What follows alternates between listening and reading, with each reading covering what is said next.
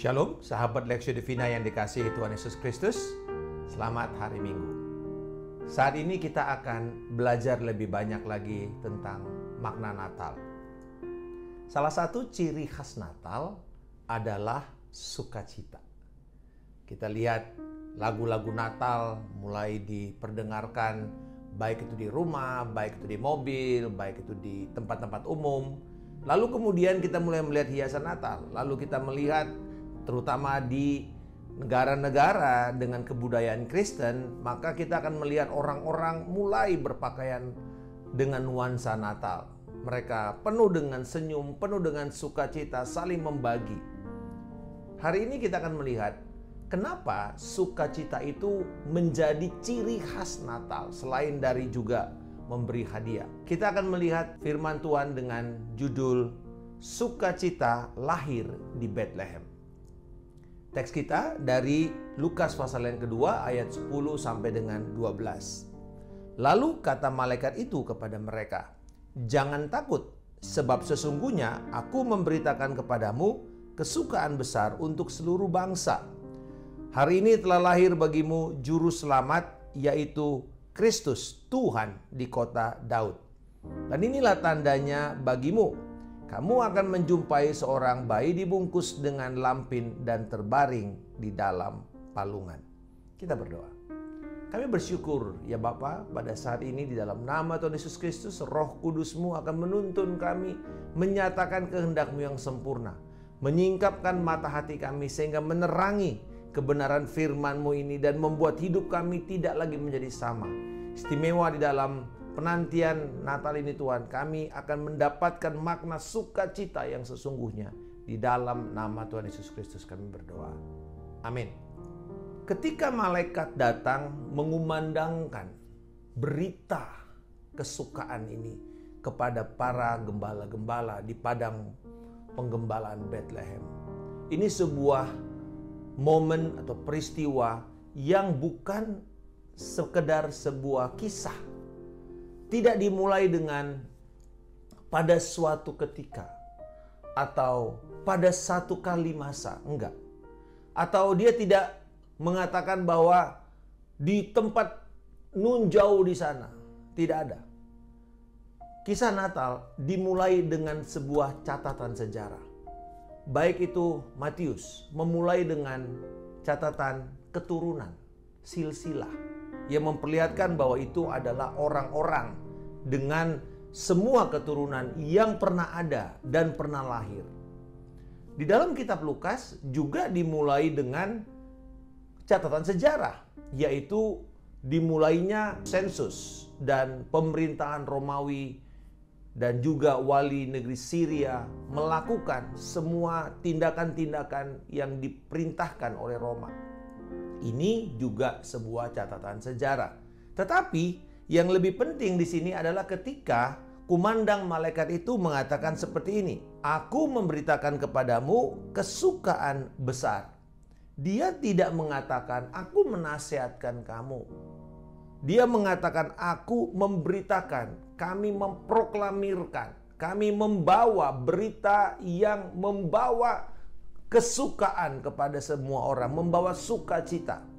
Kenapa ini menjadi statement para malaikat?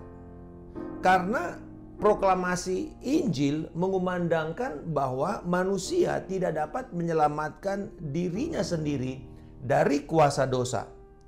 Allah telah datang untuk menyelamatkan manusia.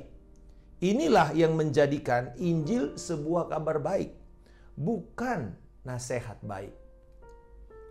"Aku memberitakan kepadamu," Allah datang untuk menyatakan kepada manusia bahwa upayamu selama ini untuk menyelamatkan dirimu itu sudah berakhir. Hari ini aku datang, aku akan menyelamatkan kalian. Natal bukan hanya sebuah kelahiran, tetapi Natal adalah kedatangan Allah ke dunia ini untuk menyelamatkan kita. Karena seberapa hebat pun kekuatan manusia untuk menyelamatkan dirinya, tidak akan mampu mengeluarkan dia dari belenggu dosa. Peristiwa Natal pertama adalah fakta sejarah yang tak terbantahkan. Ini bukan legenda dengan sebuah teladan inspirasi moral. Kisah Natal bukan mengajarkan apa yang harus kita lakukan, tetapi yang Tuhan telah kerjakan untuk menyelamatkan manusia. Berbeda dengan kisah-kisah dari Disney seperti Beauty and the Beast atau kisah-kisah dongeng atau fabel-fabel lain. Karena semua itu pertama tidak nyata, yang kedua hanya memberikan teladan moral atau moral story, lalu kemudian kita akan mengatakan apa yang akan saya teladani dan apa yang harus saya lakukan. Nah, begitu ya kalau kita belajar atau mengajarkan, memberikan cerita, dongeng atau sebuah cerita fabel. Tetapi kisah Natal bukan sebuah dongeng yang hanya kita mendapatkan teladan inspirasi moral. Bukan. Tetapi ini adalah sebuah fakta sejarah bahwa manusia memang tidak mampu menyelamatkan dirinya. Sehingga Allah yang datang, dan itulah sebuah kabar baik. Itu sebabnya Injil bukan nasihat atau good advice, tetapi it's a good news. Ini hal yang memang Tuhan sudah lakukan, bukan Tuhan akan lakukan atau kita akan lakukan, tetapi Tuhan sudah lakukan. Itu sebabnya mereka hanya perlu menerima dan percaya kepada berita Injil itu. Pertanyaan berikutnya, mengapa sebuah kesukaan besar? Apa yang menjadi alasan kita harus bersuka? Kita akan melihat di sini beberapa poin untuk kesukaan besar ini. Yang pertama bahwa kesukaan besar itu karena kedatangan Kristus ke dunia menjadikan manusia bisa bersekutu secara pribadi dengan Allah dan menjadi sahabatnya. Inilah alasan pertama kenapa kita perlu bersuka di dalam Natal. Sebab Kristus yang datang ke dunia, Kristus yang telah diberikan Allah kepada kita, Dia datang untuk mati, supaya kemudian kita bisa beroleh kehidupan. Dia datang untuk mati, supaya kita bisa mendapatkan persekutuan dengan Allah dan dengan orang percaya yang punya iman yang sama.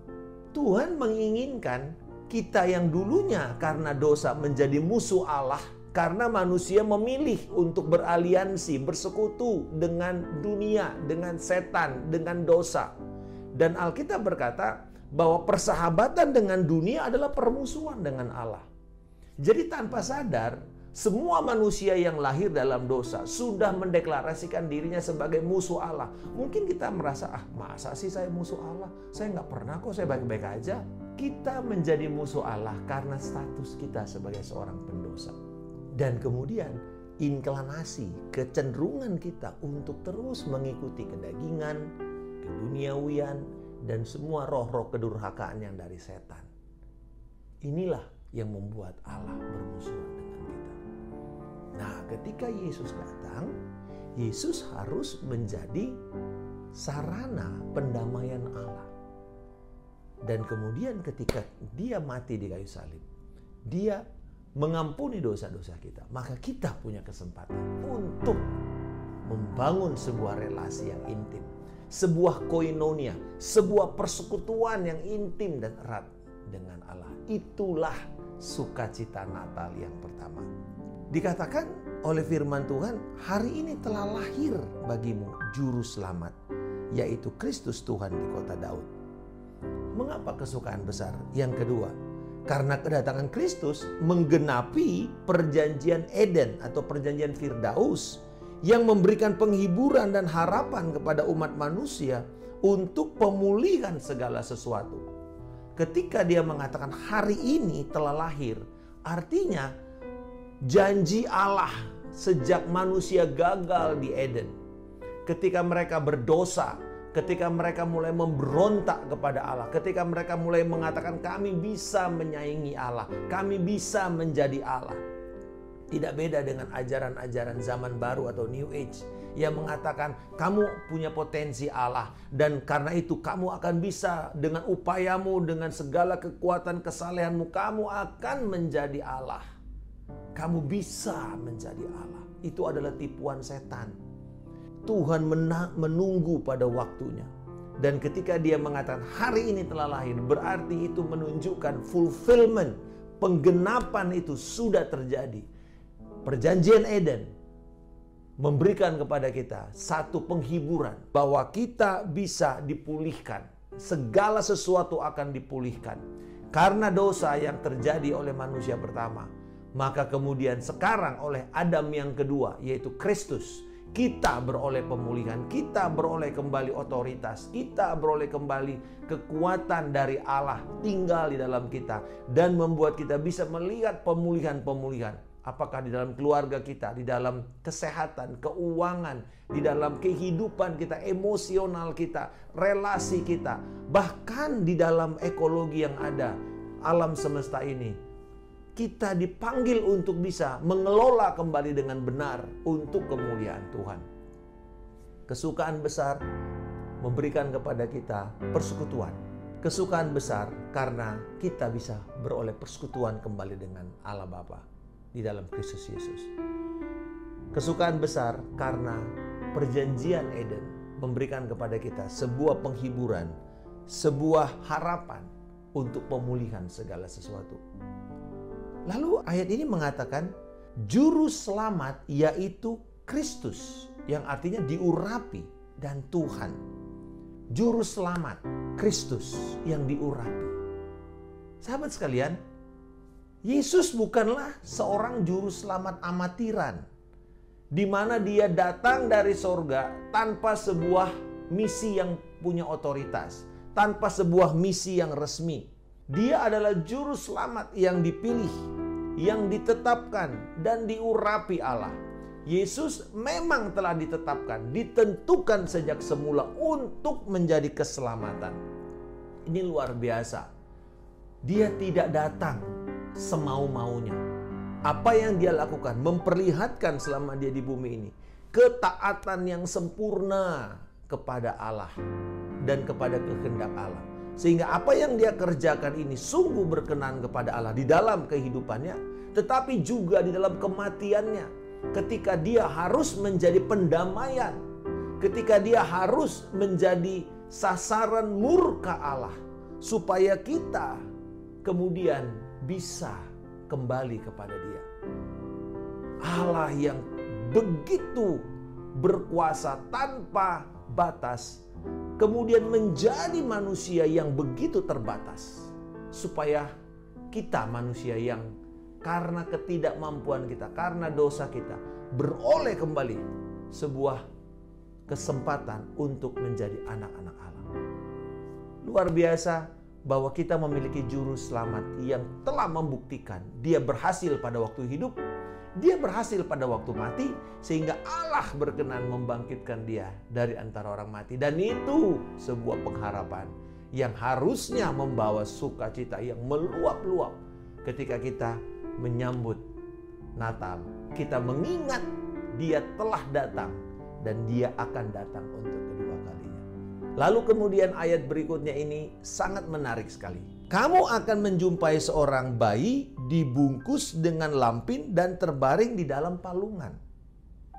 Seringkali kita berpikir, ini kan cerita biasa. Ya bayi kalau habis lahir ya dibungkus kain lampin atau dibedong kalau istilah kita. Tetapi sebenarnya ini merupakan sebuah berita profetis. Ini menggambarkan ketika mereka, para gembala-gembala ini, mendengar berita itu, mereka langsung punya asosiasi tertentu. Dipercaya bahwa padang penggembalaan Bethlehem, di mana malaikat mengumandangkan kabar ini, adalah padang penggembalaan untuk domba-domba yang akan didedikasikan sebagai domba persembahan kudus di bait suci. Mereka ini menjaga domba-domba itu supaya sesuai dengan hukum Taurat. Tidak bercacat, tidak bercela, domba jantan, sehat, tidak sakit dan seterusnya, sempurna. Kalau domba ini baru lahir, maka dia akan langsung dibungkus. Kakinya, badannya semua dililit dengan kain lampin, lalu ditaruh di palungan. Tujuannya supaya nanti dia tidak akan tercemar dengan segala bakteri, virus yang akan merusak tubuhnya. Lalu kemudian dia menjadi bersih, tidak ada celah, tidak ada cacat. Dan lebih penting lagi, kenapa dia dibedong? Dia akan diajar bagaimana domba ini tidak akan memberontak pada waktu nanti dibawa ke altar untuk dipersembahkan dan dibunuh sebagai korban penghapus dosa. Jadi mereka begitu sadar bahwa wow, ini yang datang nanti ini adalah domba Allah yang akan dibawa ke dalam persembahan untuk penghapusan dosa. Ini sebuah kedalaman teologis. Bayangkan, kita selama ini tidak pernah berpikir. Kita berpikir itu hanya sekedar sebuah tindakan wajar dari orang yang memiliki anak lalu dibedong. Saya ingat pada waktu anak saya lahir, kita rajin membedong dia. Alasannya dibilang supaya semuanya lurus, perutnya jadi baik dan lurus. Tapi sebenarnya saya belajar bahwa betul, pada waktu dia dibedong, dia betul-betul surrender. Dia betul-betul bisa belajar mengendalikan dirinya. Dia menjadi tenang. Ketika para gembala ini yang adalah orang Ibrani mendengar berita itu, mereka mulai mendapatkan kesukaan karena apa? Mereka sedang juga menantikan Mesias. Mereka sedang menantikan juru selamat yang akan memerdekakan mereka dari dosa. Dan Yesus adalah domba Allah yang kudus, korban penebusan, dan dia membuktikan tidak memberontak saat disalibkan. Dia bukan mati kehabisan darah. Yesus tidak mati karena kehabisan nafas, tapi Yesus menyerahkan nyawanya. Yesus dengan kerelaan menanggung semuanya untuk kita, supaya kita beroleh hidup oleh karena karya dan pribadinya. Hal yang begitu luar biasa yang menjadi alasan kenapa kita bersuka cita. Dia telah memberikan kesempatan kita membangun relasi yang intim dan dalam.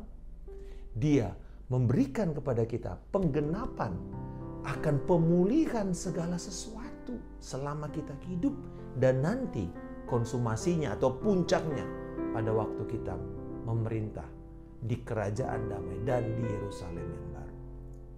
Tetapi juga yang ketiga, karena Yesus telah membuktikan dari mulai dia lahir, dia tidak berdosa. Lahir dari rahim seorang perawan, tidak pernah berhubungan badan, memperlihatkan Yesus tidak memiliki potensi benih dosa yang diturunkan oleh karena hubungan suami istri. Tidak ada dosa asal bagi Yesus.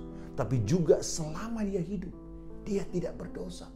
Dan kemudian dia mati, Tuhan berkenan atas persembahan tubuhnya. Dan itulah alasan kenapa Yesus bisa menjadi juru selamat bagi semua orang. Karena dia telah membuktikan setia, suci, dan dia dengan rela hati memberikan dirinya kepada kita. Kabar keselamatan sudah diberikan. Hari ini kita sudah menerima. Bagi sahabat sekalian yang belum menerima Yesus, biarlah keselamatan itu Anda terima hari ini dan Anda mendapatkan sukacita yang meluap-luap itu. Akhir kata, bersukacitalah karena penebusmu sudah datang. Bapa di surga, terima kasih untuk kedatangan Yesus Kristus. Terima kasih untuk janjimu yang kekal. Terima kasih bahwa Engkau setia menggenapi janjimu. Dan lebih dari itu, terima kasih Yesus yang telah setia menjaga hidup. Sehingga selama Engkau hidup, Firman mengatakan Engkau tidak berdosa. Walaupun Engkau mengalami semua pergumulan kami, tetapi Engkau tidak berdosa. Dan Engkau telah berhasil menjadi juru selamat kami yang diurapi. Dan Engkau Tuhan yang layak untuk disembah dan dilayani. Terima kasih Tuhan. Dan kiranya Natal ini akan meneguhkan sukacita yang akan membawa kami terus melewati masa-masa di depan dengan keyakinan penuh.